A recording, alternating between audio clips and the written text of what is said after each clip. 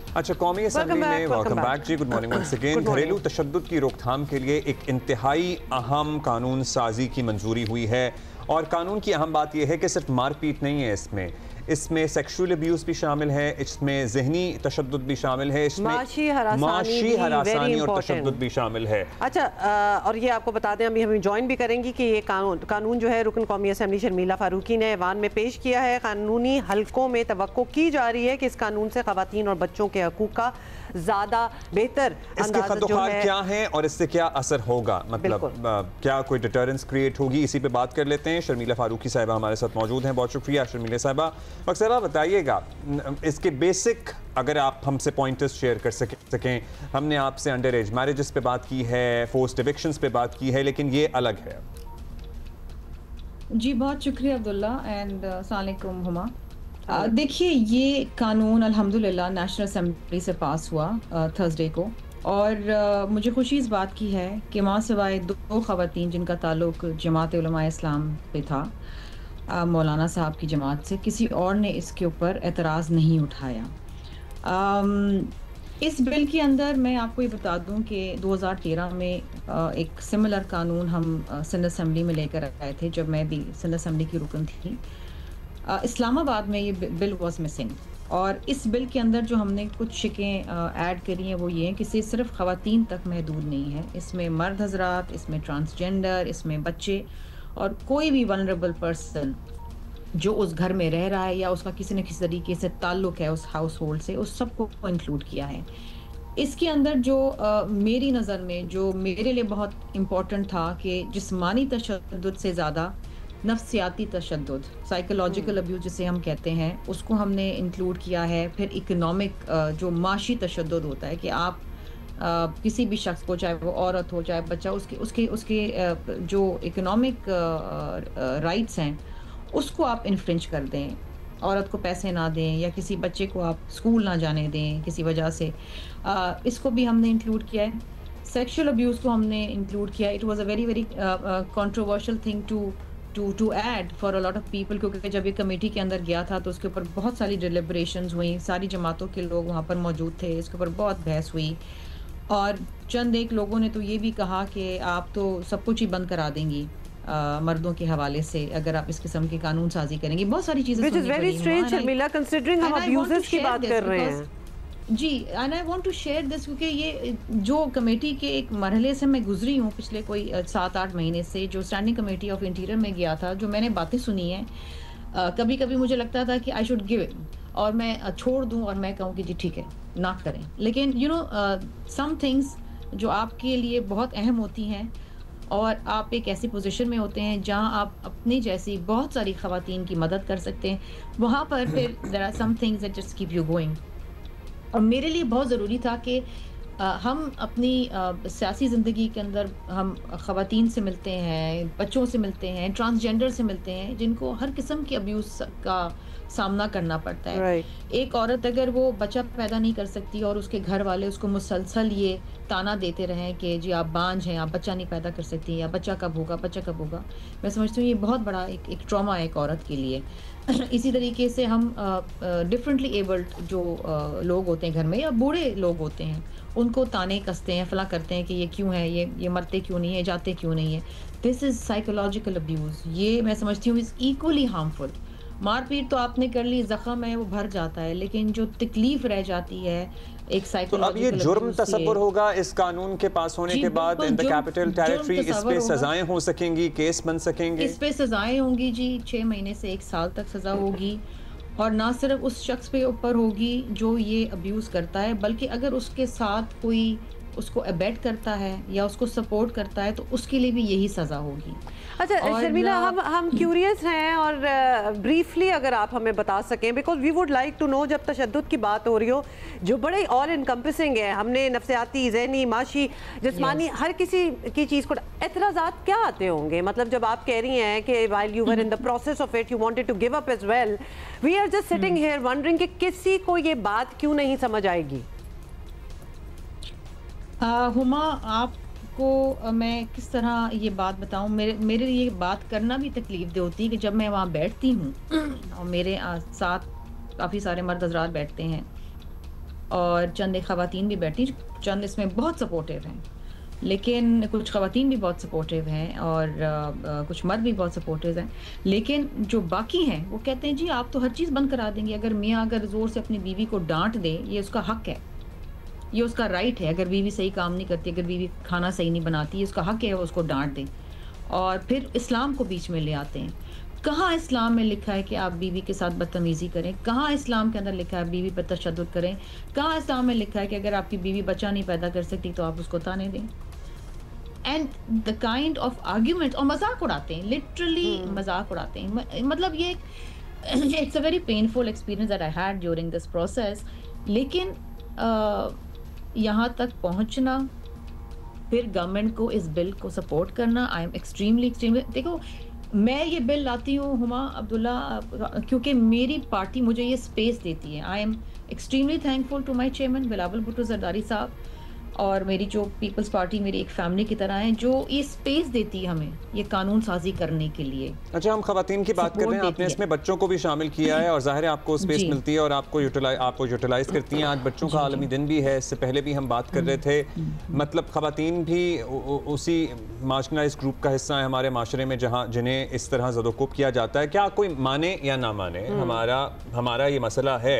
हमारे यहाँ खवातीन को हर आसानी का सामना है, घरों में भी, घरों से बाहर भी, और इसी तरह बच्चे भी पिट रहे हैं, बच्चों पे भी तशद्दुद हो रहा है, और ट्रांस कम्युनिटी को तो छोड़ ही देना, उन्हें तो डिस्पोजेबल समझा हुआ है ना, ऑलमोस्ट हाँ यही समझ के रखा हुआ है कि बस इनको तो हमने सिर्फ सुनाना है, वो तो इंसान तसव्वुर ही नहीं किए जाते। इतनी तकलीफ दे हमें सिनेरियोज, कभी कभी हमारे पास लोग आते हैं इतनी तकलीफ दे अपनी कहानी बताते हैं कि समटाइम्स वी फील हेल्पलेस। और हमें अक्सर ये कहा जाता है कि आप कानून साजी क्यों करते हैं, इम्प्लीमेंट तो होता नहीं है। इसका मतलब ये नहीं हम कानून साजी करना छोड़ दें, और हमारा काम एज पार्लियामेंटेरियंस यहाँ ख़त्म नहीं होता कि हम कानून साजी करें, हम कानून बना दें, नेशनल असम्बली से पास करा दें। हमारा काम है कि हम इसको इम्प्लीमेंटेशन में भी अपनी भरपूर जो है, जो हमारी जो भी एफर्ट्स हैं उसको लेकर आएँ। देखिए, ये ये प्राइवेट मेंबर बिल था और इसको गवर्नमेंट ने सपोर्ट किया, लॉ मिनिस्टर ने सपोर्ट किया, and I am really thankful to Azam Tarar साहब, speaker national assembly Ayaz Sadiq साहब हमेशा सपोर्ट करते हैं। मेरी जमात और मैं हमेशा कोई कानून साजी करती हूँ तो मेरे लिए हमेशा एक इंस्पिरेशन होती है शहीद मोहतरमा बेनज़ीर भुट्टो साहिबा। ये मेरी आइडियल हैं, and I have seen that struggle as a women, I have seen her struggling, और उनके ऊपर क्या क्या बातें नहीं कही जाती थी, क्या कुछ नहीं कहा जाता था, वो सहती थी, लेकिन she would never lose hope. So जी शर्मिला, ये जो लॉ है अब बन गया है, this is confined to Islamabad capital territory so far? Huma, ये बिल नेशनल असेंबली से पास हुआ है जी, अब ये सेनेट में जाएगा, सेनेट से पास होगा, फिर प्रेसिडेंट साहब असेंट देंगे तो फिर ये अमली तौर पे this will be a law. अच्छा, इससे आसानी क्या पैदा होगी? That is confined to ICT. जी, ICT that is confined to Islamabad territory, क्योंकि नेशनल असेंबली में हम इस्लामाबाद तक के लिए कर सकते हैं, अनलेस हम कोई पीपीसी या सीपीआर के अंदर, सीआरपीसी के अंदर हम। शमीला साहिबा, please for those who watching, जो कि हो सकता है इस वक्त किसी ज़िंदगी के मुश्किल दौर से गुजर रहे हों इस्लामाबाद की टेरिटरी में, इससे क्या फ़र्क पड़ेगा? वो किस तरह से इस बिल की मदद से, जब ये बन जाएगा कानून, अपनी ज़िंदगी बेहतर बना सकते हैं, कोशिश कर सकते हैं? कहाँ राब्ता करेंगे, क्या करेंगे? देखिए जी, इसमें हमने प्रोटेक्शन ऑफिसर्स की बात की है कि प्रोटेक्शन ऑफिसर्स होंगे जो उन वल्नरेबल पीपल, जो अग्रीव्ड लोग हैं, उनको बताएंगे कि आपने कहाँ जाके रिलीफ लेना है। इसके अंदर शेल्टर होम्स की बात की है। यहाँ तक हमने इस कानून के अंदर रखा है कि जो अगर आप पिटिशन लगाते हैं, आप लगाएं या आपके बिहाफ पे कोई और कोर्ट करना पिटिशन लगाए, 7 दिन के अंदर अदालत ने उसकी पहली हियरिंग करनी है, प्रोटेक्शन ऑफिसर को अपॉइंट करना है। इसमें प्रोटेक्शन कमेटीज़ बनाई हैं हमने जो डिवीज़न लेवल के ऊपर होंगी। आगाही देनी है अगर कोई आपको फिज़िकली अब्यूज़ करता है या साइकोलॉजिकली अब्यूज़ करता है और अदालत ये समझती है कि वाक़तन उसकी जान को ख़तरा है, तो वो उस अब्यूज़र को उस घर से भी निकाल सकती है, चाहे वो घर उसके नाम पे क्यों ना हो, या आपको ये ऑप्शन दे सकती है कि आपको शेल्टर होम के अंदर भेज दें। अगर इकोनॉमिक लॉस होते हैं तो कोर्ट किसी भी टाइम ड्यूरिंग द प्रोसीडिंग्स आपको, अगर मेडिकल एक्सपेंसेस है वो आपका अब्यूज़र आपको देगा, कॉम्पनसेशन देगा। इसके अंदर there is a hole, it's just not सिर्फ सज़ाएँ हैं। हमने बहुत बड़ी बड़ी सज़ाएँ नहीं रखी है कि जो कोई बोले 10 साल सज़ा है या 10 लाख रुपए दे दो, लेकिन हमने एक इस किस्म का केस आया था जी, हम आपके साथ डिस्कस करना चाहते हैं कि एक केस आया था जिसमें एक माँ ने अपने 4 बेटों को अदालत ले गई थी because they were not taking care of her, they were not giving her any money. मतलब वो उस किस्म के 5,000 रुपए पर बच्चा वो मांग रही थी, मतलब which is really nothing, it was a very sad thing. ये चीजें भी आ जाती हैं, इकोनॉमिक अब्यूज है कि आप किसी को डिप्राइव कर रहे हैं, वो आपके घर में रहता है, भाई आपका रिश्तेदार है, माँ है, बाप है, कुछ और आप उसको economic abuse, this is economic abuse, माशरती तशद्दुद है, इसको भी इसके अंदर हमने डिफाइन किया रखा। बिल्कुल, बड़ी अच्छी बात है। अच्छा Sharmila and Huma, not that I want to take the attention away from such an important topic, but जाहिर है शर्मिला साहिबा आप हैं और आप कौमी असेंबली की मेंबर हैं, तो मैं एक चीज आखिरी इस पे जरूर बात करना चाहूंगी अब्दुल्ला कि अब ये बिल अगले सेशन में सेनेट के अंदर जाएगा जी, और मेरी ख्वाहिश है और this is from my heart कि मेरी ख्वाहिश है कि ये वहाँ से, मुझे पता है वहाँ पर जमात इस्लामी इसको अपोज करेगी क्योंकि वो हर चीज़ कहते हैं कि जी ये इस्लामिक है, ये गैर इस्लामिक है, लेकिन ये मेरी ख्वाहिश है कि मेरे पीपल्स पार्टी का हर एक सेनेटर, PMLN का हर एक सेनेटर, MQM का हर एक सेनेटर इसको यूनानिमसली पास करे। अब the responsibility lies on them.